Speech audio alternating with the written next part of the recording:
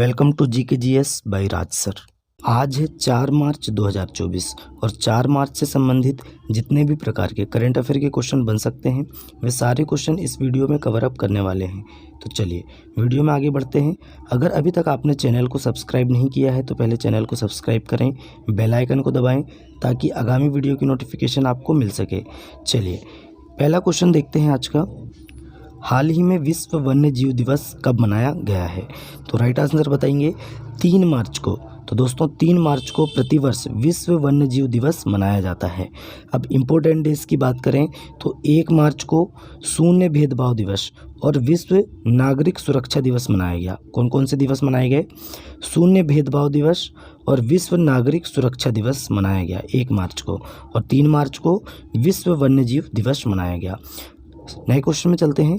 हाल ही में कहाँ हाफ मैराथन दौड़ का आयोजन किया गया? तो राइट आंसर बताएंगे हरियाणा में। कहाँ पे किया गया दोस्तों?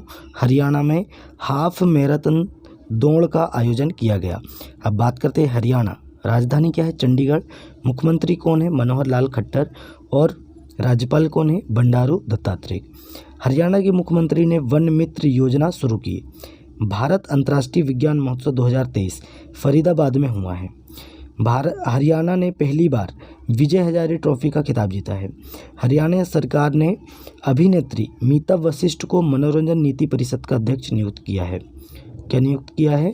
मनोरंजन नीति परिषद का अध्यक्ष नियुक्त किया है। हरियाणा के नए डीजीपी शत्रुजीत कपूर बने हैं, ये आपको याद रखना है। चलिए नए क्वेश्चन में चलते हैं। हाल ही में महिला एवं बाल विकास मंत्रालय ने कहाँ पोषण उत्सव सेलिब्रेटिंग न्यूट्रिशन का आयोजन किया? तो राइट आंसर बताएंगे नई दिल्ली में। कहाँ पे दोस्तों? नई दिल्ली में। और किसने किया है? तो स्मृति ईरानी जी ने, श्रीमती स्मृति ईरानी जी ने किया है, क्योंकि ये महिला एवं बाल विकास मंत्रालय की मंत्री हैं, ये आपको याद रखना है। नए क्वेश्चन में चलते हैं। हाल ही में ऑनलाइन गलत सूचनाओं और डीप फेक से निपटने के लिए गूगल ने किसके साथ साझेदारी की है? तो राइट आंसर बताएंगे दोस्तों शक्ति के साथ। किसके साथ दोस्तों? शक्ति के साथ। शक्ति एक अखिल भारतीय नेटवर्क है ना। और दोस्तों इसके साथ गूगल ने ऑनलाइन गलत सूचनाओं और डीप फेक से निपटने के लिए शक्ति के साथ गूगल ने समझौता किया है, ये आपको याद रखना है। नए क्वेश्चन में चलते हैं। हाल ही में पाकिस्तान का अगला प्रधानमंत्री किसे घोषित किया गया है? तो राइट आंसर बताएंगे शहबाज शरीफ। दोस्तों शहबाज शरीफ पाकिस्तान के अगले प्रधानमंत्री बन गए हैं, ये आपको याद रखना है। नए क्वेश्चन में चलते हैं। हाल ही में भारत और इटली के बीच दूसरा वाणिज्य दूतावास संवाद कहाँ हुआ है? तो राइट आंसर बताएंगे अपने देश भारत और इटली के बीच दूसरा वाणिज्य दूतावास संवाद नई दिल्ली में हुआ है। तो इस क्वेश्चन का राइट आंसर हो जाएगा ऑप्शन नंबर ए। नए क्वेश्चन में चलते हैं। नए क्वेश्चन है हाल ही में किसने संशोधित जियो फारसी कार्यक्रम का शुभारंभ किया है?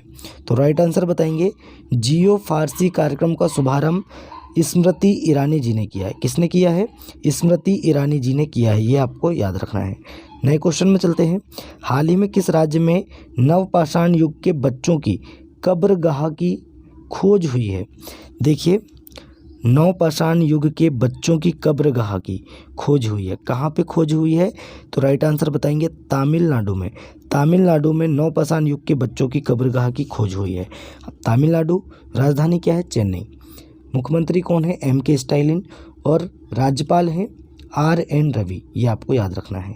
देखिए मद्रास विश्वविद्यालय के प्राचीन इतिहास और पुरातत्व विभाग के छात्रों और प्रोफेसरों ने चेगलपट्टू तमिलनाडु के चेट्टीमेदुपाथुर में एक बच्चे के प्राचीन दफन स्थल का पता लगाया है। तमिलनाडु के मुख्यमंत्री ने एक राष्ट्र एक चुनाव और परिसीमन प्रक्रिया के खिलाफ प्रस्ताव पेश किया है। आदिवासी महिला श्रीपति, क्या नाम है इनका? श्रीपति, तमिलनाडु की सिविल जज बनी है। हुंडई और IIT मद्रास तमिलनाडु में हाइड्रोजन इनोवेशन वैली स्थापित करेंगे, ये आपको याद रखना है। नए क्वेश्चन में चलते हैं। हाल ही में न्यूजीलैंड के पूर्व ऑलराउंडर जेम्स फ्रैंकलिन IPL की किस टीम के कोच बने हैं? राइट आंसर बताएंगे सनराइजर्स हैदराबाद।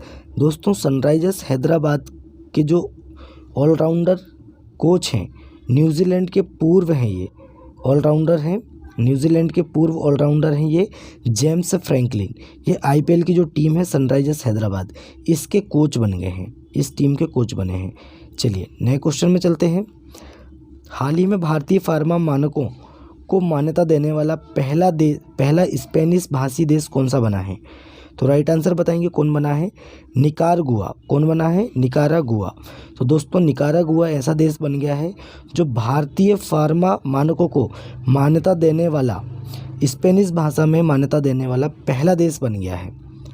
चलिए नए क्वेश्चन में चलते हैं। हाल ही में फेलेटी टियो किस देश की नई प्रधानमंत्री बनी है? तो राइट आंसर बताएंगे तुवालू।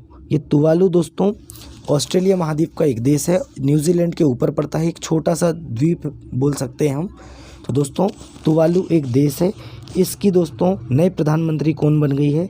फेलेटी टियो। अब देखिए पूर्व अटॉर्नी जनरल फेलेटी टियो को तुवालू के नए प्रधानमंत्री के रूप में चुना गया। एकमात्र नामांकित व्यक्ति टियो को 15 सांसदों ने बिना वोट के सर्वसम्मति से चुना है। अलेक्जेंडर स्टब ने फिनलैंड के राष्ट्रपति का चुनाव जीता है। ओल्जास बेक्टेनो कजाकिस्तान के नए प्रधानमंत्री बने हैं। और नायब बुकले अल सल्वाडोर के फिर से राष्ट्रपति बने हैं।